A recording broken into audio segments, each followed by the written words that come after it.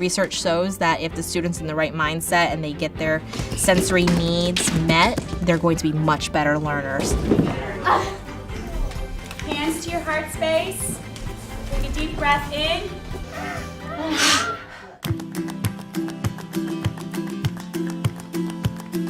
The sensory room is probably my most important piece of the day. Students go to the sensory room in order to calm their bodies and get all the emotions out and stabilize themselves so they're ready to learn and they're happy. When we designed the sensory room, we actually took the entire room apart. We carpeted the floor so that we could absorb some of the sound. We put the shades on the ceiling to change the light. So when they walk in that room, they feel the change.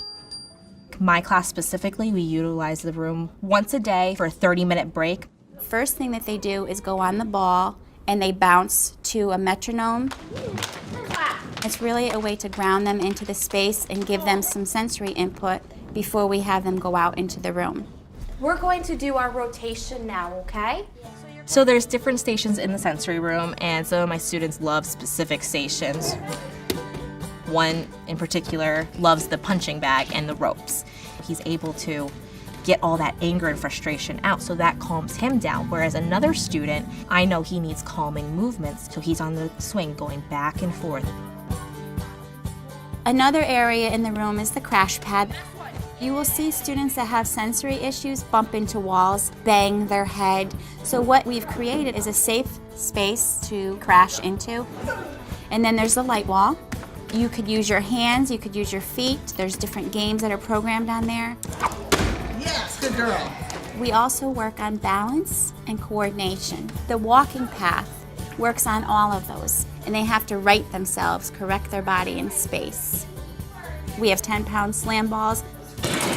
Some students just need to come in, pick something heavy up and throw it. That's the essence of a sensory room. You're putting materials in there that are appropriate, so a student's not throwing a chair. And at the end, when they finish with their stations, they lay on the floor and they're squished. So everything that we do in there is predictable. There's a set sequence. We're all done with sensory room. We're going to walk back to our class. So after the sensory room, they're able to focus more.